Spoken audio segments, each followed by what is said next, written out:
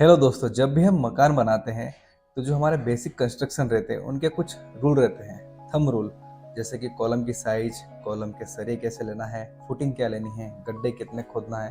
तो ये हर प्रोसेस पे एक एक थंब रूल बने हुए हैं। आज इस वीडियो में हम समझेंगे कि वो क्या क्या थंब रूल है जो हर स्टेप पे हमें काम आते हैं। तो दोस्तों, स्वागत है आपका हमारे चैनल सिविल वेदा में, जहाँ हम बात करते हैं इंजीनियरिंग और मकान के क्वालिटी कंस्ट्रक्शन की सभी बारीकी की।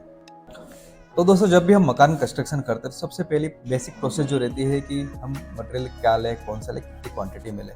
तो दोस्तों, आज हम थंब रूल बताएंगे कि 1000 स्क्वायर फीट मकान बनाते हैं और नॉर्मल कंस्ट्रक्शन लेते हैं तो कौन कौन से मटेरियल कितनी कितनी क्वांटिटी में लगेंगे। तो दोस्तों, जब भी हम बात करें तो सबसे पहले ब्रिक्स की बात करें। ब्रिक्स हमारा जो रहेगा, अगर 1000 स्क्वायर फीट का कंस्ट्रक्शन है तो 1200 नग 12,000 क्वांटिटी हमको ब्रिक्स की चाहिए। उसके बाद हम बात करें सीमेंट की, तो सीमेंट हमारे 450 बैग लगेंगे।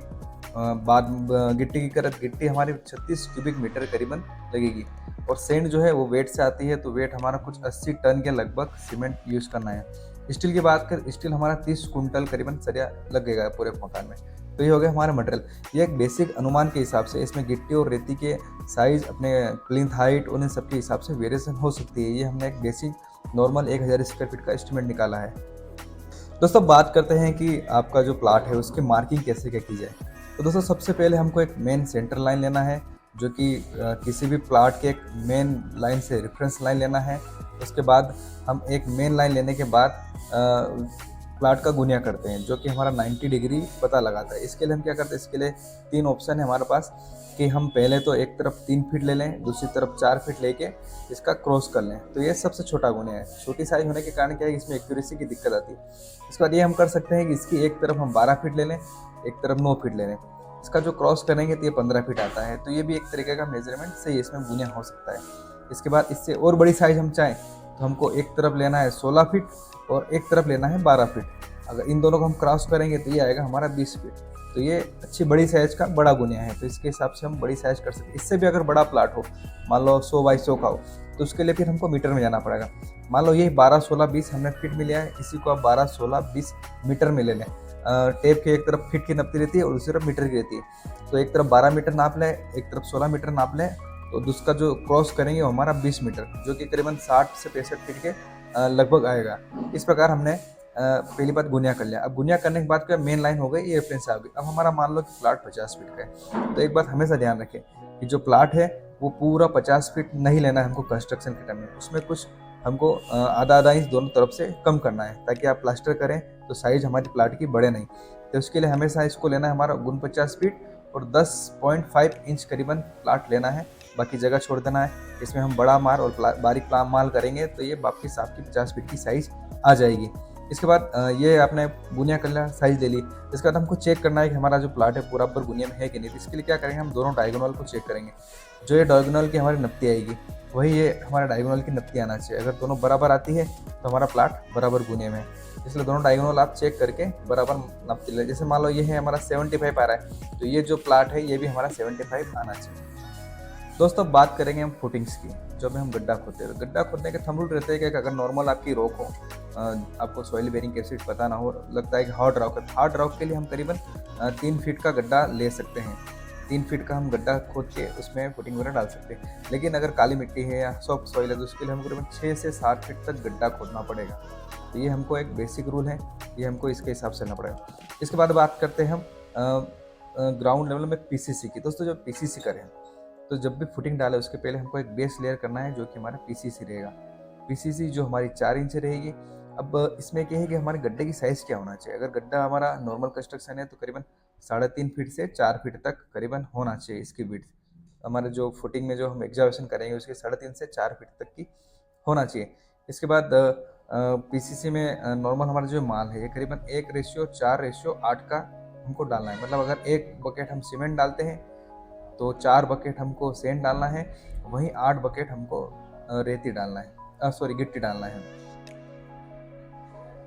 तो इस प्रकार से हमको पीसीसी का माल डालना है। अगर थोड़ा सा हार्ड चाहते हैं, आप एक्स्ट्रा चाहते हैं, तो ये इसको आप 1, 3, 6 भी कर सकते हैं। और इसकी मोटाई 4 इंच भरना है। यह हो गया हमारा पीसीसी का काम। इसके बाद करते हैं हम फुटिंग की। तो जब भी हम फुटिंग करें तो फुटिंग में नॉर्मल जाल जो बिछाते हैं हम, वो करीबन हमारा रहेगा 10 mm का रहेगा। और 6 इंच की सेंटर प्लेट, मतलब जैसे ये जाली बिछाते हैं हम, तो ये हर सरे के बीच की जो डिस्टेंस रहेगी वो हमारी 6 इंच की रहेगी। 6 इंच सेंटर से सेंटर लेना है, 3.5 बाई 3.5 का लगाना है। और हमेशा ध्यान रखिए कि हमारा जो सरिया है वो कुछ ऐसे आसपास जाके एल रहे, और ये जो एल रहेगा ये हमारा 3 इंच का करीबन रहेगा। इस हिसाब से हमको फुटिंग की मतलब स्लेब भरना है। 3.5 बाई 3.5 गड्ढे की साइज। उसके बाद हमको 6-6 इंच पे सरिया देना है, दोनों तरफ आएंगे ये। और दोनों तरफ से एल मोड़ना है। जब हमारा कॉलम इसके ऊपर प्लेस करेगा, जैसे ये हमारा कॉलम आया, तो इसको करीबन 16 इंच तक कॉलम को हमको दोनों तरफ से मोड़ना है। तो ये हो गए हमारे बेसिक डिटेल फुटिंग की। दोस्तों बात करते हैं कि थंब रूल फॉर कॉलम। जैसे कि हमारा कंस्ट्रक्शन है उसके लिए कॉलम की साइज क्या रखें और कितनी दूरी पर रखें। दोस्तों जब भी देखें हम, जो हमारा कॉलम है इसका सेंटर से सेंटर अगर हमारा 10 फीट से कम हो, मतलब 10 फीट से अगर कम है, तो इसकी हमको साइज रखना है 8 इंच बाई 8 इंच, जिसके अंदर हमको 4 सरिये 12 mm के लेना है। और रिंग की साइज जो रहेगी वो हमारी रहेगी 6 इंच बाई 6 इंच की, मतलब कि ये हमारा रिंग हो गया। और चारों तरफ 12 mm के हमको सरिये लेना है, और 1 इंच का इसमें हमारा कवर हो जाएगा। अब ये हो गया हमारा 10 फीट से कम की साइज। अगर हमारा देखिए 11 फीट से अगर 14 फीट तक के गाले हैं, मतलब मैं इसमें बात कर रहा हूँ दोनों तरफ, हॉरिजॉन्टल भी और वर्टिकल भी, 11 फीट से 14 फीट तक के हैं, तो इसकी साइज लेना है हमको 8 इंच बाई 12 इंच। मतलब जो रिंग बनेगी हमारी स्ट्रिप्स वो 6 इंच बाई 10 इंच की रहेगी। और इसमें देना है हमको 12 mm के 6 सरिये। इसकी दूरी हमने बताई हुई 11 फीट से 14 फीट के लिए। अगर इससे ज़्यादा है तो फिर आपको इंजीनियर द्वारा डिज़ाइन करना पड़ेगा। और ये सिर्फ 2 मंजिला मकान के हिसाब से, और अच्छी रॉक वगैरह हो, फुटिंग वगैरह हो और अच्छा काम हो, उस हिसाब से हमने ये साइज डिसाइड करी है। तो इसके हिसाब से हमको कॉलम की साइज लेना है। और अगर इससे ज़्यादा हो तो आपको ये ध्यान रखना है कि स्ट्रक्चर इंजीनियर या उनसे राय लें। और अगर देखिए आपका ये जो कॉलम है, मान लो कि हमारा कॉलम हो गया, तो इसमें हमेशा देखिए कि ये हमारा रूफ बीम है और ये बॉटम का बीम है। तो जो एंड में है, तो हमको जो एंड में जो स्टीरअप्स है अपने, वो 4-4 इंच की दूरी पर देना है। टॉप पे भी हमको ये 4-4 इंच की दूरी पर देना है। और बीच में आप चाहें तो ये 6 इंच की दूरी पर ले सकते हैं। ये लेने से क्या रहता है कि जो हमारा कॉलम रहता है उसमें सपोर्ट्स में ज़्यादा लोड रहता है, सेंटर में इतना नहीं रहता है। इसलिए आसपास कोशिश करें आप 4-4 इंच के रिंग दें और बीच में 6 इंच के रिंग दें। दोस्तों बात करें बीम की, तो बीम की साइज़ क्या होना चाहिए। दोस्तों जब हमारा 10 फीट से कम बीम हो, तो जो बीम हमारा रहेगा वो करीबन 6 इंच बाई 10 इंच की इसकी रिंग रहेगी। और भराई इसकी हो जाएगी 8 इंच बाई 12 इंच की। अब इसमें सरे कैसे क्या लें, तो ये जैसे मान लें कि ये हमारा बीम हो गया, इसमें एक हमारी जो पतली सी ये रिंग हो गई, तो इसमें हमेशा ध्यान रखना है हमको 3 इंच नीचे हमको 12 mm के सरिये लेना है। और जो 2 आएंगे हमारे टॉप पे, ये हमारे 10 mm के रहेंगे। और एक जो चलेगा वो हमारा एक्स्ट्रा चलेगा, जो कि 12 mm का रहेगा। इसको आप क्रैंक बार भी बोल सकते हैं, जिसका वीडियो हमने बनाया है कि क्रैंक बार क्या होती है और क्यों देते हैं, आप हमारे चैनल में जाके देख सकते हैं।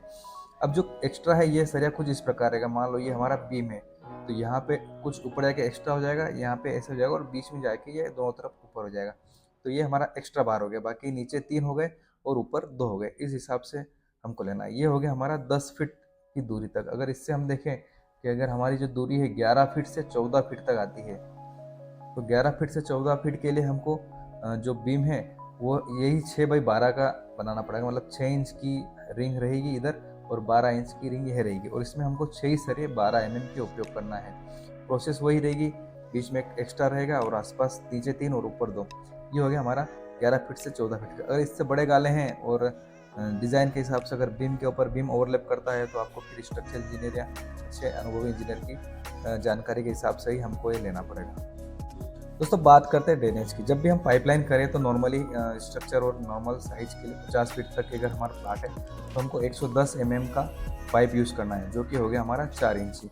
कोशिश करें कि जो हमारा पाइप है वो उसका जो स्लोप है हमारा करीबन 10 फीट पे 2 इंच का स्लोप आना चाहिए। मतलब अगर 10 फीट की हम दूरी कर रहे हैं तो उसकी जो ऊंचाई है वो 2 इंच आना चाहिए। ऐसे अगर 50 फीट का पाइप हम लंबा देते हैं, मान लो हमारी 50 फीट की दूरी है, तो जो हमारा स्लोप है वो हमारा करीबन 10 इंच का आना चाहिए। कोशिश करें कि हमारा जो ड्रेनेज है इसमें आप कोनी का उपयोग बिल्कुल भी ना करें। उसकी जगह हमारा शू बेंड जो हमारा 45 डिग्री रहता है वो उपयोग करें। कोनी से क्या है कि वाटर लेवल और प्रेशर हमारा बिगड़ जाता है। और कोशिश करें हमारा जो बीम डाला है उसमें हम पाइप डालें, उसमें बीम वगैरह का क्रैक ना करें।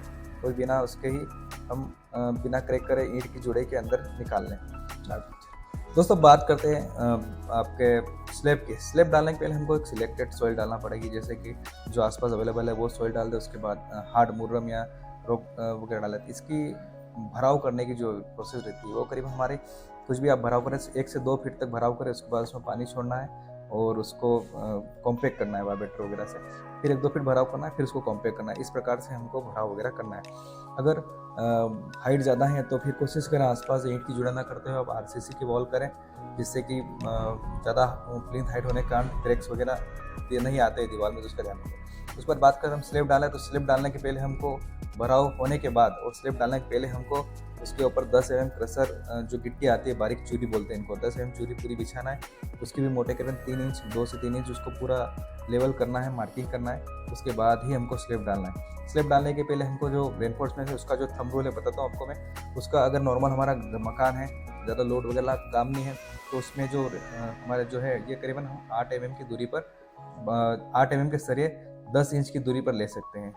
एक सरिये से दूसरे सरिये के बीच की दूरी जो रही है 10 इंच, और जो हमारा सरिया रहेगा वो 8 mm में रहेगा। मतलब at the rate 10 inch centre to centre की ये दूरी रहेगी।